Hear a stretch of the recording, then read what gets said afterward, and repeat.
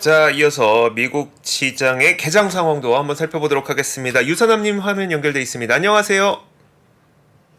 네, 안녕하세요. 우리 그 방송하는 동안 제가 이 지표를 브리핑을 못했는데 ADP 민간 고용이 엄청나게 높게 나왔더라고요.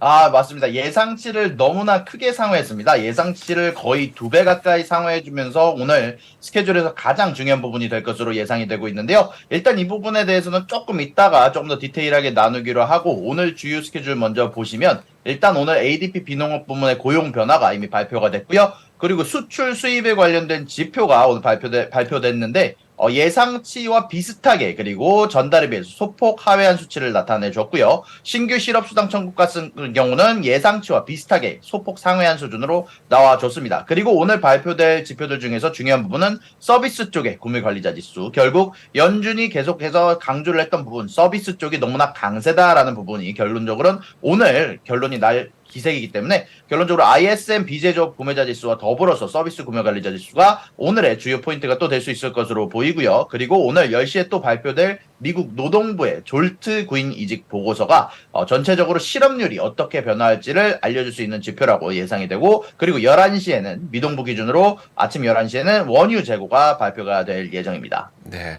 그 지금 미국 시간 기준으로 말씀해 주셔서 우리나라 분들은 좀 헷갈리실 수 있어서 제가 다시 한번 짚어드리면, 우리 시간으로 밤 11시입니다. 저희 방송 끝나는 게 한 10시 40분쯤 되죠? 11시에 구인이직 보고서가 나옵니다. 이게 미국 동부 시간으로 10시라서 10시라고 말씀해 주셨는데, 우리 시간으로는 11시. 자, 그래서 일단 뭐 예상치로는, 1000만 개는 안 나올 것 같아요. 한 990만 개 정도 일자리가 나올 것 같은데, 오픈 일자리. 그런데 일단 근로자 한 명당 일자리 수가 몇 개가 되는지 계속 2개에서 1.8개, 1.7개 이렇게 계속 내려오고 있었잖아요. 이게 계속 내려오는지를 좀 봐야 될 것 같습니다. 자, 그러면 유선남님, 일단 그 ADP 민간 고용은 상당히 좀 그 어떻게 보면은 금리를 한 번 더 올릴 수 있는 근거를 준 거기 때문에 지금 시장은 빠지고 있긴 한데, 만약에 서비스업이라든지 아니면 구인이직 보고서에서 좀 다른 숫자가 나오면 지금 시장 빠지는 것보다는 좀 덜 할 수도 있을까요? 충분히 가능성이 있다고 봅니다. 일단 비농업 고용 지수에 대해서 조금 이따 더 디테일하게 얘기를 해드리겠지만 모든 일자리가 잘 나온 것은 아니고 서비스와 대면하는 소비자들과 대면하는 수치만 잘 나온 것이기 때문에 만약에 비제조업 고용 지수나 아니면은 전체적인 임금 상승률이 줄어드는 지표들이 ISM 비제조업 지수나 구매관리자 지수에서 나온다면 그리고 구인 이직 보고서에 관련된 데이터도 제가 조금 준비를 하긴 했는데 그런 부분들 관련해서 좀 낮게 나와준다면 시장에서 확실히 호의적으로 받아들일 가능성은 충분히 있다고 생각합니다. 알겠습니다. 잠시 후에 더 자세하게 들어보도록 하겠고요. 그 다음 뉴스는 바로 어제 발표가 됐었고 그리고 시장에 좀 부정적인 요인이 됐었던 연준의 의사록 공개였습니다. 한번 짚어주실까요? 네, 맞습니다. 어제 제가 연준의 회의록을 라이브로 나오자마자 바로 통역을 해드리면서 보여드렸었는데 일단은 기대했던 만큼이 나오긴 했으나 거기에 추가적으로 올 달에 이번 달에 금리 동결을 하면서 생각보다 연준 위원들의 생각이 나뉘었었다는 금리 인상을 하자라는 주장을 펼쳤던 분도 있었다고 이야기가 나오면서 아마 이 회의록 내에서 생각보다 이거 금리 인상을 하는 사람들도 많았네라는 부분을 시장이 소화를 하면서 소폭 하락했던 부분들이 있기는 했으나 시장에서는 커다란 타격이 없었고요. 다만 10년물 금리 시장이 소폭 타격을 입으면서 금리가 크게 올라오는 경우가 있었는데 아까 제가 말씀해 주셨던 이 ADP 비농업 고용지수가 사실 큰 몫을 한 것으로 보입니다. 일단 이 ADP 비농업 고용지수가 나온 이후에 시장도 주식시장도 주식시장이지만 사실 10년물 금리가 지금 4% 이상으로 치솟고 있습니다. 그리고 요거에 대해서 여러분들이 신경을 쓰셔야 되는 이유는 10년물 금리가 4.25, 4.3을 찍을 때마다 어딘가 계속 터져 나갔거든요. 이제 4.3을 저번에 찍었을 때는 영국 쪽 채권 시장이 터져 나가면서 영국에 연기금 문제가 생겨났었고요. 그리고 3, 4월경에 10년물 금리가 4.2, 4.3을 찍었을 때는 미국 내에서 은행이 터져 나갔었다 보니까 이번에도 과연 4.3을 넘길 수 있을지가 여러모로 사람들의 주목이 되고 있는 부분이 있고요. 그리고 ADP 비농업 고용 지수에 대해서 조금만 더 디테일하게 얘기를 해드리자면 모든 부분들이 잘 나온 것은 아닙니다. 레저 및 숙박업, 그리고 무역 및 운송업, 그리고 교육 및 의료 서비스업의 여러 가지 서비스업들만 일자리 창출이 급증을 했습니다. 그리고 제조나 정보, 그리고 금융에 관한 부분은 제가 전에 제조업 지수를 알려드리면서도 말씀을 드렸지만 쇠퇴하고 있습니다. 굉장히 커다란 하락세를 보여주고 있고요. 다만 이 ADP 수석 이코노미스트가 얘기를 하기를 분명 이렇게 높은 민간 고용의 변화가 나오기는 했지만 지금 임금 상승률은 계속해서 쇠퇴하고 있다. 계속해서 줄어들고 있고 분명히 6월보다 강세를 보이며 예상보다 높은 일자리 창출이 되기는 했지만 고용은 아마 최고조에 달하고 있을 가능성이 높다고 말씀을 하기도 했기 때문에 아무래도 이번 지표 자체가 서프라이즈고 분명히 여러모로 이번에 다시 또 금리 인상할 가능성을 크게 높여주기도 했지만 모든 일자리에서 나타나고 있는 현상이 아니라는 거, 잘 나갈 섹터만 잘 나가고 못 나가는 섹터는 여전히 못 나가고 있다는 부분이 사실상 중요 지표가 된 것 같고요. 이런 부분들을 아주 극적으로 말해줄 지표가 오늘 발표될 졸트 구인이직 보고서죠. 섹터별로 얼마만큼의 구인이직이 되었는지를 보여주는 보고서이기 때문에 이런 부분들을 봐가면서 어떤 섹터에 투자하실지를 결정하실 것도 좋은 선택이 되실 것 같습니다. 그 두 가지 질문이 있는데요.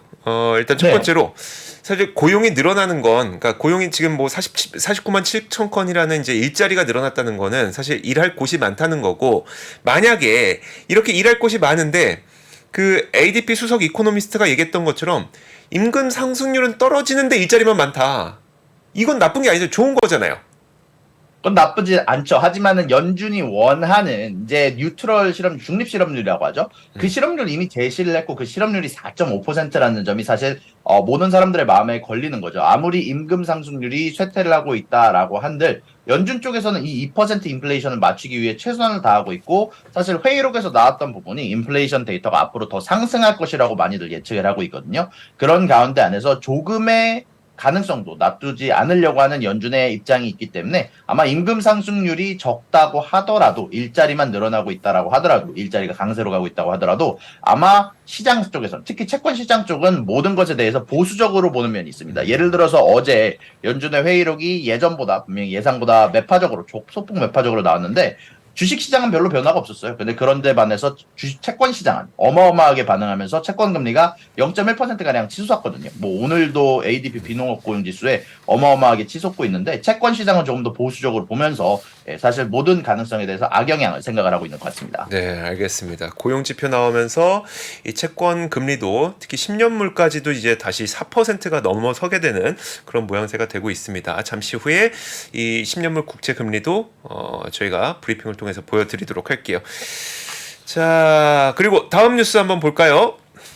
네, 다음 뉴스는 사실 이미 중국에 관해서 너무나 이야기를 잘 해주셨지만 지금 옐런 미국 재무장관이 지금 중국에 대한 방문을 개시를 했습니다. 이제 이 안에서 반도체 공급망 및 경제 현안에 대한 논의를 진행을 할 거라고 얘기를 하는데 사실 양쪽에서 기대치는 그렇게 높지 않은 것으로 보이고 있고요. 그리고 제가 말씀드렸던 것처럼 양쪽이 카드를 하나 꺼내드렸죠.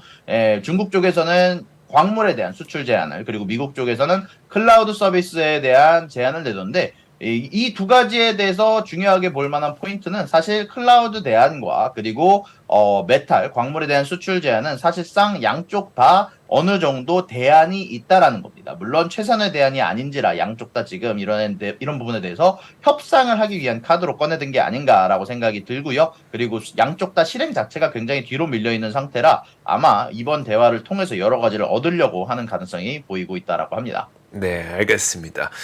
제가 아까 두 가지 질문을 드린다고 했는데 한 가지만 질문 드리고 넘어가서 그 나머지 한 개는요, 뭐였었냐면, 그 이제 구인 이직 보고서가 나오게 되면 이제 섹터별로 어디가 일자리를 늘리고 있는지, 어디가 일자리를 줄이고 있는지 이걸 볼 수 있다고 했잖아요. 네네. 그러면은 거기서 일자리를 늘리고 있는 섹터에서 우리는 어떤 뭔가 힌트를 찾는 게 좋은 거예요? 일자리를 늘리고 있는 섹터는 앞으로 잘 나가고 전체적으로 수요가 늘어날 거라고 생각하는 섹터다 보니까 아무래도 투자를 결정한다라고 하면 사람을 늘리는 쪽 섹터가 더 좋을 것이라고 생각이 들고요. 그리고 사람이 줄어든다는 섹터가 나온다면 두 가지로 해석할 수가 있겠죠. 산업에 대한 수요가 쇠퇴하고 있고 전체적으로 고용을 줄인다는 건 아마 어떤 일에 대한 대비를 하고 있을 거라고 생각하는 거기 때문에 그 대비를 한다라는 것 자체는 나쁘지 않은 선택이라고 생각을 하는데 물론 수요가 줄어들기 때문에 주가는 떨어질 가능성이 높은 섹터들이 많겠죠. 네, 알겠습니다. 자, 그러면 졸트 보고서에서는 우리가 또 투자의 힌트를 찾아보는 그런 방법으로도 찾아볼 수 있을 것 같습니다. 자, 그리고 다음 뉴스를 보니까 드디어 나왔습니다. 이거는 사실 뭐 저희 스레드에 대해서 이야기를 뭐 일부에서도 많이 했어요. 근데 제가 지금 대화창 보다 깜짝 놀란 게 어떤 분께서 이메너리님께서 온통 스레드 기사만 쏟아내는 중이라는 글을 써주셨는데 제가 이거 얼핏 봤다가 온통 쓰레기 기사만 쏟아내는 중이라고 좀 잘못 봐서 깜짝 놀랐는데 보니까 스레드 기사. 자, 스레드. 자, 현지에서 직접 목격하신 거 어떻습니까? 일단 스레드에 대해서 반응 자체는 나쁘지 않은데 생각보다 처음 나온 앱이다 보니까 여러 가지 지금 버기가 많고 생각보다 멈추는 과정도 많고 그리고 굉장히 유명한 인플루엔서들이 얘기를 내는 게 뭐 자기 뭐 인스타그램 앱이 먹통이 됐다라는 등 몇 가지 버그가 관찰이 되고 있기는 하지만 지금 1,000만 명 가까이 인원이 사실상 몇 시간 만에 사인업을 해주면서 지금 제가 예전에 예상해드렸던 것처럼 인스타그램에 갖고 있는 글이나 친구들을 그대로 갖고 올 수 있게 설계가 되어 있고요. 그리고 이런 부분들은 사실 인스타그램이 혹은 페이스북이 카피캣 앱을 갖고 와서 빠르게 성장할 수 있는 요인이 되는 부분 중 하나인데 이것을 이용해서 지금 인스타그램에서 친구들을 목록을 갖고 와서 스레드라는 앱에서도 쓸 수 있게 만들어 놨고요. 다만 여기에 관련해서 지금 비판을 받고 있는 점이 커다랗게 하나가 있습니다. 만약에 내가 스레드라는 앱을 쓰다가 이 스레드 어카운트를 지우려면 인스타그램 앱을 지울 수밖에 없다라는 얘기가 나오고 있거든요. 그게 내 무슨 인스타그램 말씀이세요? 아이디를 네. 지워야지. 이 스레드를 아이디를 쓰다가 이제 제가 여기에 나온 뭐 정보 노출이라든지 내 글을 다 지우기 위해서 네. 탈퇴를 하려면 스레드라는 앱을 탈퇴를 하려면 인스타그램 앱도 같이 탈퇴를 해야 된다는 정보가 관측이 되고 있어가지고 저도 정확하게 이게 버그인지 아니면은 이게 잠깐 뭐 앞으로도 계속 유지할 정책인지 모르지만 아마 지금 인스타그램 어카운트에 연동이 되는 것으로 보이고 있습니다. 연동되는 게 일단 좋은데 그 말씀하신 건 뭐 나중에 확인해 봐야 되겠네요. 정말 뭐 스레드만 탈퇴하려고 했더니 인스타그램도 탈퇴하세요. 그래서 저 팔로워 20만 명인데 이걸 탈퇴하라고요. 이렇게 될 수 있으니까 그건 나중에 한번 확인해 봐야 될 텐데 어쨌든 초기 반응은 상당히 뭐 뜨거운 건 맞네요. 버그가 있음에도 불구하고. 맞습니다. 실질적으로 뭐 어떻게 보면은 트위터에서 활동하는 회원 수의 30분의 1이라는 지적도 받고 있기는 하지만 일단 인스타그램 쪽에서는 몇 시간 만에 낸 실적이고 이제 트위터 같은 경우는 몇 년에 걸쳐서 낸 실적이다 보니까 아무래도 지금 메타의 주가가 소폭 상승하는데 커다란 일조를 하고 있고요. 그리고 댓글로 달아주신 것처럼 지금 온통 기사들의 헤드라인이 이 스레드 앱으로 뒤덮여져 있기 때문에 전체적으로 뜨거운 반응을 얻고 있는 것 같습니다. 네, 알겠습니다. 자, 스레드 한번 살펴봤고요. 이어서 다음 뉴스 한번 소개해 주시죠. 다음 뉴스는 제가 로이터에서 헤드라인에 있는 뉴스를 하나를 갖고 왔는데요. 사실 조금 있으면 졸트 구인 이직 보고서가 보고가 될 텐데 그 이전에 조금 예상치로 쓸만한 자료를 갖고 왔는데 로이터에서 보고를 하기를 미국인들이 퇴사를 그만두고 있다라는 뉴스를 갖고 오면서 데이터를 세인트루이스에서 발표하는 세인트루이스 연준에서 발표하는 데이터를 갖고 왔는데요. 4월까지 계속해서 2022년 아주 급등하는 모습을 보였다가 계속해서 내려오고 있는 모습이 보여지고 있는데 5월 달에도 2.6%가량 떨어질 것으로 예상이 되고 있다라고 발표를 하면서 미국인들 사이에서도 임금 상승률이 지금 떨어지고 있는 요인 중 하나가 아무래도 사람들이 이직을 그만두는 게 아닌가라고 생각이 되고 있다라고 뉴스에서는 결론을 냈네요. 알겠습니다. 결국은 이제 우리가 수치로 확인할 수 있는 그 고용 시장의 지표는 계속 좀 강력하게 나올 수 있어도 현실적으로는 임금 상승이 그렇게 높아질 만한 상황은 아니라는 거네요. 네, 맞습니다. 분명히 뭐 여러 가지 비농업 고용 지수나 여러 가지가 높게 나오고 있기는 하지만 실질적으로 보여지는 임금 상승률의 지표는 아주 현저하게 떨어지고 있기 때문에 물론 디플레이션이라고 불른 단계는 아니지만 디스인플레이션의 단계가 계속해서 진행이 되고 있기 때문에 그리고 여러 가지 지표들을 관련으로 봤을 때 모든 회사들이 특히 제조업 기반의 회사들 같은 경우는 계속해서 사람들을 줄여나가는 선택을 하고 있기도 하고요. 이번에 ADP 비농업 고용지수를 보신 것처럼 이런 부분들이 퍼져나가서 임금 상승률 자체는 좀 꺾인 모습으로 보입니다. 네, 알겠습니다. 미국인들이 퇴사를 그만두고 있다. 이제 좀 너무 엉덩이 붙이고 살아야죠. 이제는 너무 왔다 갔다 했어요. 이제는 좀 엉덩이 붙이고 사는 그래야 임금이 덜 올라가죠. 자, 그래야 또 우리가 또 시장에서 수익률이 나지 않겠습니까? 자, 그렇습니다. 미국인들이 퇴사를 그만두고 있다는 소식까지 한번 들어봤고요. 그리고 저도 이 뉴스 보긴 했는데 어떤 내용인지 좀 궁금했거든요. 제트블루와 아메리칸 에어라인이 어떤 일이 있었던 걸까요? 네, 현재 jetblue와 아메리칸 에어라인은 비행기를 통한 협업을 공유를 하고 있었는데요. 이런 부분들을 끝내기로 결정을 했다라고 jetblue에서는 발표를 했습니다. 그리고 이 뉴스에 따라서 스피릿 항공이 굉장히 많이 올라주고 있는 모습이 나오고 있는데요. 그 이유는 jetblue가 아메리칸 에어라인과 협업을 그만두는 이유 자체가 스피릿과 합병을 계속해서 진행을 하기 위해서라고 발표를 했기 때문인데요. 예, 지금 현재 스피릿은 현재 지금 당장 확인해 봤는데 몇 분 전까지만 해도 한 2%가량 상승하는 모습들이 보여주고 있었습니다. 알겠습니다. 저희가 그 우리나라에서는 뭐 대한항공이면 국적기, 뭐 제주항공이면 LCC 이게 구분이 되는데 이 미국의 제트블루, 아메리칸 에어라인, 스피릿 항공 이게 어떤 항공사들이에요? 미국 내에서 뭐 여러모로 자주 쓰이는 약간 국내선에 치중한 항공들이라고 어. 보여지는데 저도 뭐 항공 쪽은 정확히 뭐 아, 비행기를 그래요? 자주 타는 게 아, 아니라서 네네. 아, 어디 잘 안 가시는군요. 스피릿은 자주 써봤는데요. 정말 저가 항공입니다. 이제 아, 그래? 모든 거에 대해서 뭐 레그룸을 뭐 만든다든지 좌석을 조금 더 편안하게 만든다든지 가방 하나하나에 돈을 차지하는 건데요. 만약에 진짜 내가 아무것도 안 들고 내 몸만 가겠다 싶으면요. 스피릿 항공이 정말 싸고 괜찮은 회사이긴 하지만 네. 최근 저가 항공에 대한 수요가 많이 늘기는 했는데 저는 너무 불편해서 못 하겠더라고요. 알겠습니다. 알겠습니다. 자, 어, 협업, 합병 소식 때문에 스피릿 항공이 지금 올라가고 있다는 소식 들었고요. 다음 뉴스 전해주시죠. 네, 다음 뉴스는 엑손모빌에 관한 뉴스인데요. 오늘 엑손모빌이 크게 하락하고 있는 모습이 나오고 있습니다. 그 이유는 엑손모빌에서 발표를 하면서 최근에 천연가스 하락으로 인한 데미지가 이 쿼터의 수익에 실적에 영향을 미칠 것 같다라고 발표를 하면서 아마 이 쿼터 어닝이 발표되기 이전에 지금 당장 천연가스 하락 부분을 소화하려는 시장의 움직임이 나타나고 있는데요. 이에 따라서 오늘 전체적으로 에너지 쪽 분야가 좋지 않은 모습을 보여주지 않을까라고 생각이 되고 있습니다. 근데 그 천연가스 가격에 대해서는 좀 어떻게 전망들이 되고 있을까요? 왜냐하면 요즘에 너무 날씨가 더워지고 있어서 물론 날씨 더워진다고 천연가스 사용을 좀 조금 더 하긴 하겠죠. 이제 발전소 돌려야 되니까 천연가스 가격이 많이 내려와 있는데 좀 전망이 어떨까요, 요즘에?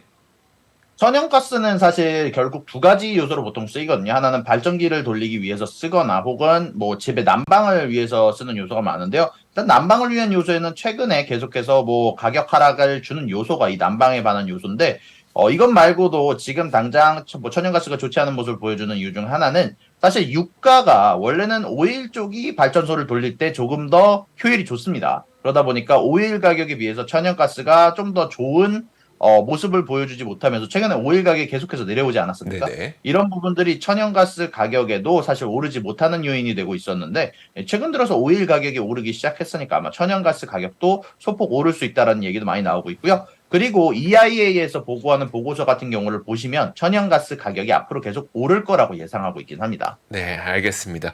자, 그리고 다음 뉴스는 테슬라가 자율주행과 관련된 뉴스를 내놨어요?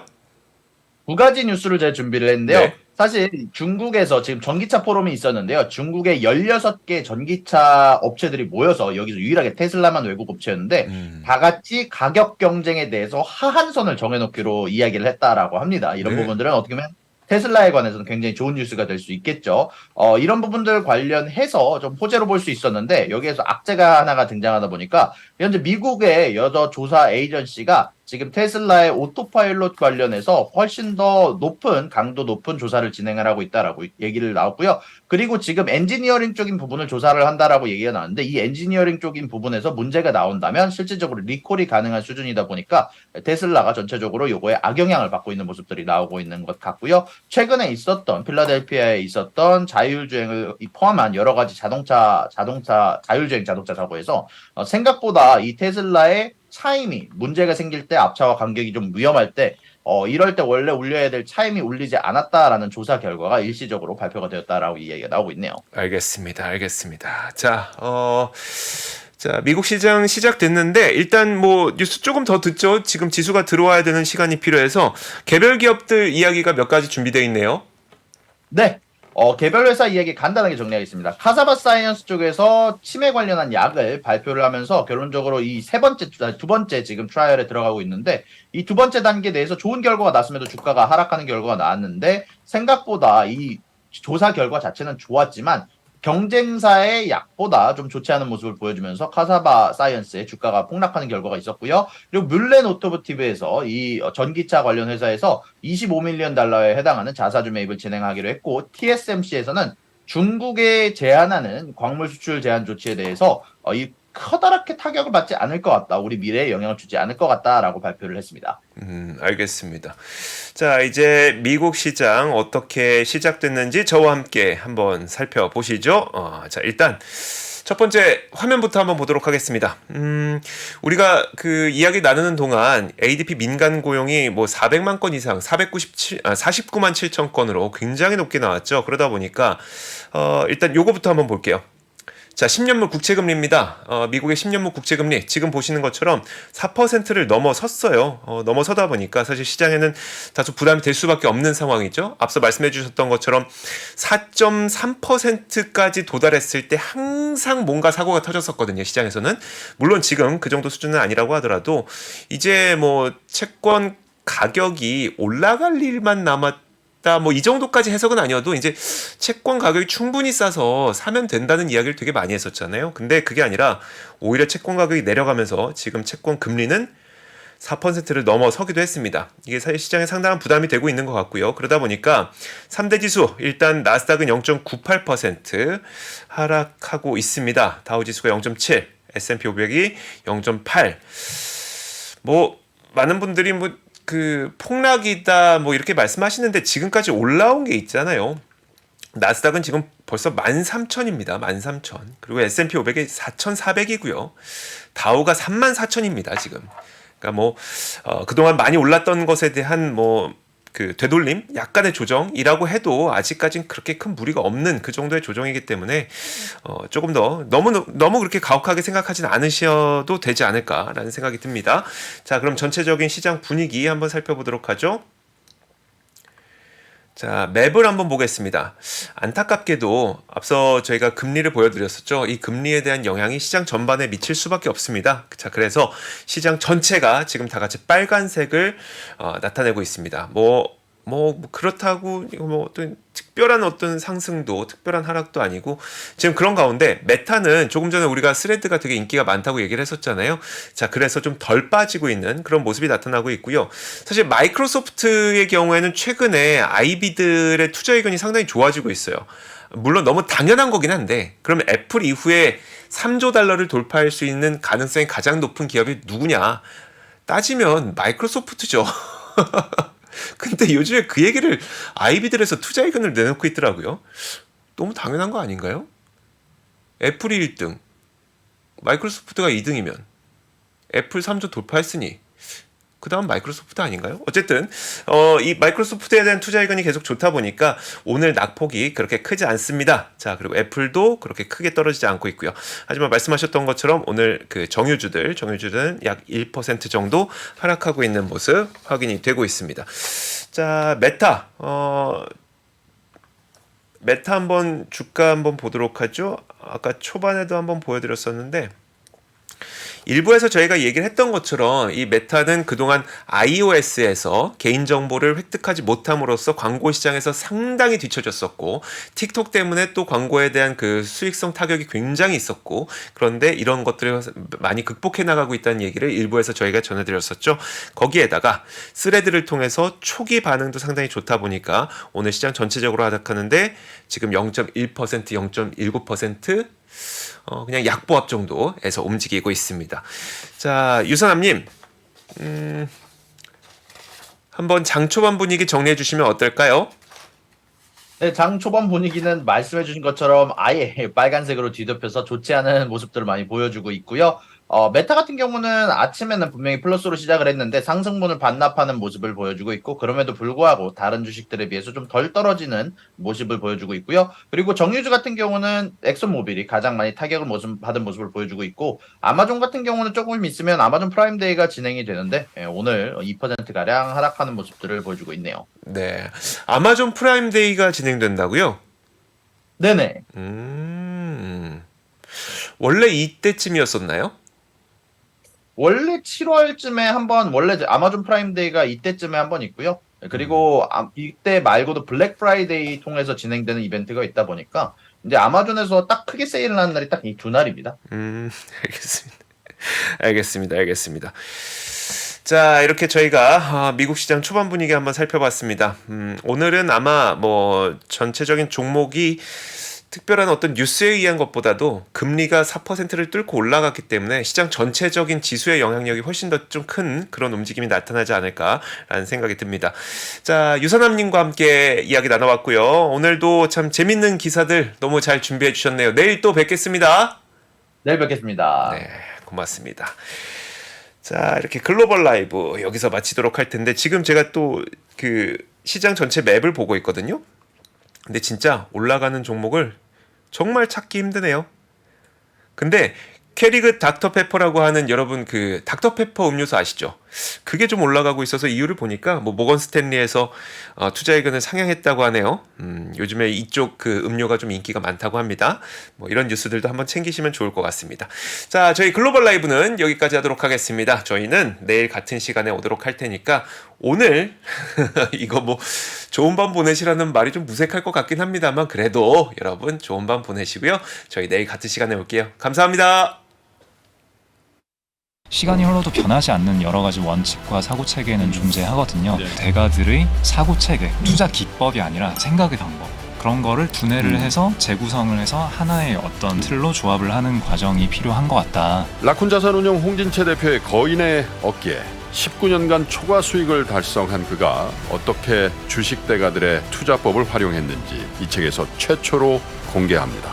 대가들의 검증된 투자법을 여러분의 눈으로 직접 확인하시죠.